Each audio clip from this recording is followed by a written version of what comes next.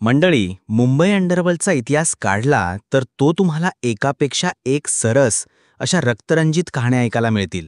चोऱ्या-माऱ्या, नशिबाची काळेधंदे, बदला, वर्चस्व टिकवण्यासाठी सुरू झालेले गँग वॉर, या सगळ्यात अडकून पडलेले गुन्हेगार आणि या सर्वांना संपवण्यासाठी मुंबई पोलिसांनी उचललेले एन्काउंटरचं हत्यार, सगळंच खतरनाक.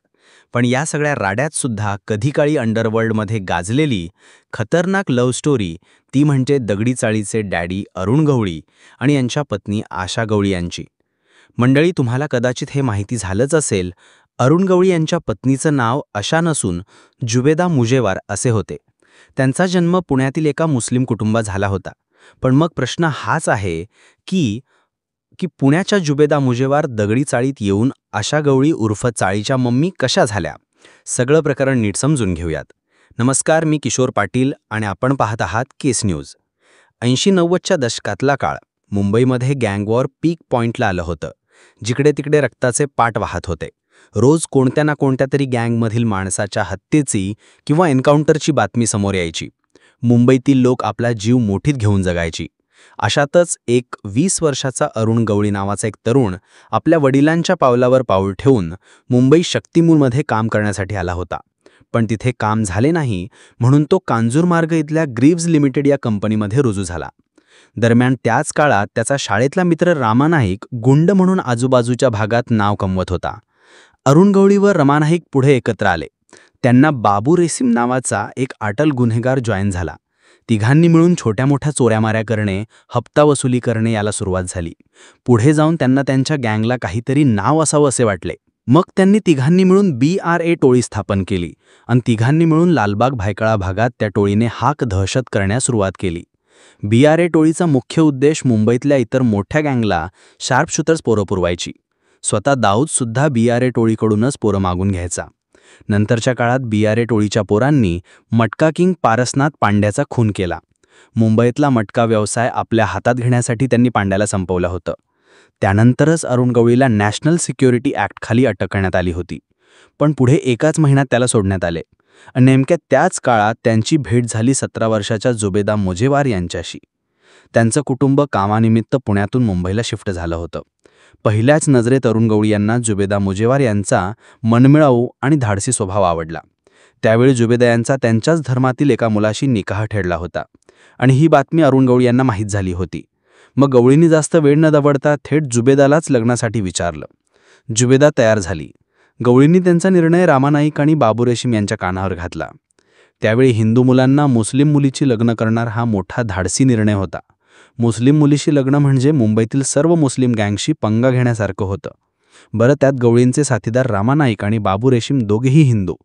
मग ते जुबेदाशी कसे पटवून घेणार हा सर्वांना प्रश्न पडला होता. परंतु तरीही अरुण गवळी त्यांच्या निर्णयावर ठाम राहिले आणि त्यांनी लग्नाचा निर्णय जाहीर करून टाकला. दोघांचं लग्न झालं. नंतर जुबेदा आपल्या सासरी आल्या. लग्न झाल्यानंतर अरुण गवळी यांनी जुबेदा आशा हे नवीन नाव दिलं आणि जुबेदा या आशा गवळी झाल्या. हिंदू धर्मामध्ये बायका जसे कपाळावर जबरदस्त कुंकू आणि गळ्यात मंगळसूत्र घासून आशा गवळी सर्वत्र वावरू लागल्या. आज देखील त्यांच्याकडे पाहिलं तर कोणाला विश्वास बसत नाही की त्या मुस्लिम कुटुंबातून आल्या आहे. सुरुवातीच्या काळात अगदी सामान्य बायकांसारखं कुटुंबात नवरा आणि मुलं यांच्या भोवती आशा गवळी यांचं आयुष्य फिरत राहिलं. त्या काळात त्यांना त्यांच्या नवऱ्याचे मारामारीचे, धमकीचे अनेक किस्से त्यांना ऐकायला मिळायचे. पण त्याचा त्यांनी कुटुंबावर काही परिणाम होऊ दिला नाही. पण हा सुखी संसाराचा काळ आशा गवळी यांना फार काळ अनुभवता आला नाही. कारण दरम्यानच्या काळात अरुण गवळीच्या साथीदार बाबू रेशीमची त्यांच्या विरोधकाकडून 1987 साली हत्या करण्यात आली आणि पुढच्या काळात रामा नाईकसुद्धा एका चकमकीत मारला गेला. त्यामुळे BRA टोळीचा एकच मोरक्या उरला, तो म्हणजे अरुण गुलाब गवळी. पुढे दाऊदच्या टोळीने अरुण गवळीच्या भावाची हत्या केली आणि तेव्हापासून दाऊद आणि अरुण गवळी यांचे संबंध बिघडले. बाबू रेशीम आणि रामा नाईक यांना मारल्यानंतर अरुण गवळी काही काळ अंडरग्राऊंड झाले होते. त्यांना स्वतःच्या सुरक्षेची काळजी वाटत होती म्हणून त्यांनी नवीन पोरं जमवायला सुरुवात केली होती. चक्क त्यांना महिन्याच्या महिन्याला पगारसुद्धा देत असे. दगडी चाळीला गवळी गँगचं अभेद्य किल्ला बनवला. त्यासाठी जवळपास 300 पोरं कामाला ठेवली होती. दरम्यान दाऊद आणि गवळी गँग यांच्यातील संघर्ष टोकाला गेल्यानंतर त्यांच्यात सातत्याने गोळीबार चकमकी होऊ लागल्या. मुंबईत दिवस दहावड्या मुडदे पडू लागले. तो काळ मुंबईकरांसाठी खूप अस्वस्थ करणारा होता. अरुण गवळी म्हणतात, अशा गवळी माझ्या प्रत्येक अडचणीत खांद्याला खांदा लावून उभा राहिल्या. अगदी सावलीसारख्या. त्याबद्दल आशा गवळी यांना विचारलं त्यावेळी त्या म्हणतात, मला माहिती आहे अरुण गुन्हेगार आहे, पण तरीही मी त्याला साथ देते, कारण माझं त्याच्यावर प्रेम आहे. मलाही सर्वसामान्य जीवन जगावं वाटतं, पण तसं घडणं कदापि शक्य नाही याचीही मला खात्री आहे. पण मी त्याच्यासाठी काहीही वाटेल ते करायला तयार आहे. त्या दोघांना एकूण 5 मुलं झाली. गीता, महेश, योगिता आणि अस्मिता ही त्यांची नावं. त्यांची मुलं दोघांना डॅडी आणि मम्मी म्हणत असायचे. पुढे अख्खी दगडी चाळ अरुण गवळी यांना डॅडी आणि आशा गवळी यांना मम्मी म्हणू लागली. अशा रीतीने भायखळ्यातली जुबेदा चाळीतल्या लोकांसाठी मम्मी झाल्या. आशा गवळी जीवनात आल्यापासून अरुण गवळी यांच्या कामाचा सूर बदलला होता. दगडी चाळीतल्या लोकांचे प्रश्न मार्गी लावणे आणि अडल्यानडलेल्यांना पैशाची मदत करणे, शाळा कॉलेजमध्ये प्रवेश करून देणे, अशा बारीकसारीक कामांमध्ये अरुण गवळी आणि त्यांच्या पत्नी आशा गवळी पुढाकार घेत होत्या. कारण भविष्यकाळात नवऱ्याच्या इतिहासातील कामांचा त्यांच्या कुटुंबाला त्रास होऊ शकतो याची जाणीव आशा गवळी यांना होती. गुन्हेगारांना पकडून जेलमध्ये टाकण्यासाठी अरुण गवळी यांच्या दगडेचाळीमध्ये घुसण्याचा प्रयत्न अनेकदा पोलिसांनी केला. त्यातून वाचण्यासाठी राजकारणच कामी येऊ शकते याचाही त्यांना अंदाज होता. गवळींचं शोधात दगडीचाळीमध्ये घुसून अनेकदा पोलिसांनी त्यांच्या घराची झाडाझडतीसुद्धा घेतली होती. पण अरुण गवळी एकदाच सुद्धा घराचं पडले नाही, कारण त्यावेळी आशा गवळी यांनी युक्ती नावी शक्कल कामी आली होती. पोलिसांच्या म्हणण्यानुसार आशा गवळी यांनी घरातच खड्डे खोदून ठेवले होते. एक खड्डा तर त्यांना चक्क गॅस सिलेंडरच्या खाली सापडला होता. पोलिसांची धाड पडली की त्या खड्ड्यात अरुण गवळी यांना आशा गवळी लपवून ठेवायच्या. त्यामुळे एकमी चकमकीच्या काळात अरुण गवळी पोलिसांना कधीच सापडू शकले नाही.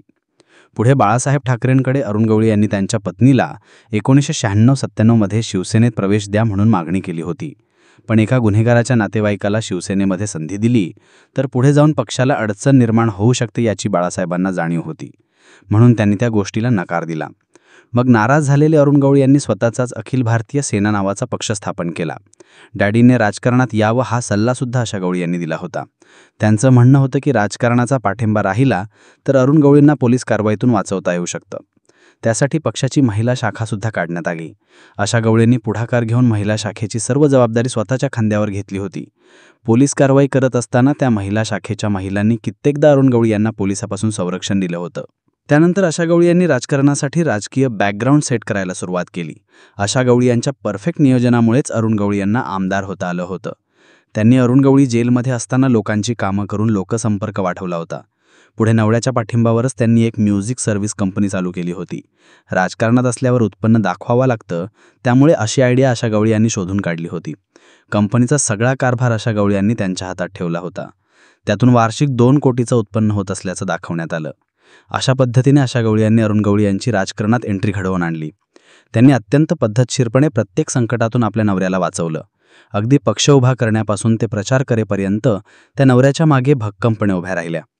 नवऱ्याच्या अनेक काळ्या कृत्यांमध्ये त्यांचा सहभाग आहे असे पोलीस वारंवार सांगत राहिले, परंतु ठोस पुराव्याअभावी पोलीस त्यांना कधीच अटक करू शकले नाही. मुंबईच्या अंडरवर्ल्डमधले भले भले माफिया संपले, पण अरुण गवळी सर्वांना पुरून उरले. त्याचं बहुतेक श्रेय हे आशा गवळी यांना म्हणजे दगडी चाळीच्या मम्मीला दिलं जातं. म्हणून तर अरुण गवळी यांनी जेलमध्ये जाण्याअगोदरच जुबेदा उर्फ आशा गवळी यांना त्यांचं उत्तराधिकारी म्हणून घोषित केलं होतं. 2020-21च्या कोरोनाच्या काळात त्यांनी त्यांच्या प्रभागामध्ये भयानक असे काम केले होते. अजूनही त्या भक्कमपणे दगडी चाळीचा कारभार सांभाळतात आणि आता तर त्यांचा आणि दगडी चाळीचा मालक जामिनावर बाहेर आला आहे. 17 वर्षांनंतर सुटका होऊनही तेच पहिलं प्रेम आणि तीच आपुलकी आपल्याला पाहायला मिळाली. त्यामुळे इथून पुढेही लव्ह स्टोरी म्हातारपणीसुद्धा चर्चेचा विषय ठरत आहे. तर अशी होती अंडरवर्ल्डमधली सर्वात जास्त चर्चेत आलेली आणि गाजलेली लव्ह स्टोरी. धर्मापासून स्वभावापर्यंत 2 वेगळ्या टोकाची 2 मनं एकमेकात गुंतली काय आणि शेवटपर्यंत दोघांनी एकमेकाला साथ दिली काय, सगळ्यात अविश्वसनीय होतं. दगडी चाळीच्या ह्या फेमस लव्ह स्टोरीबद्दल तुमचे मत काय ते आम्हाला कमेंट करून नक्की सांगा. अशाच नवनवीन व्हिडिओजसाठी चॅनलला सबस्क्राईब करा.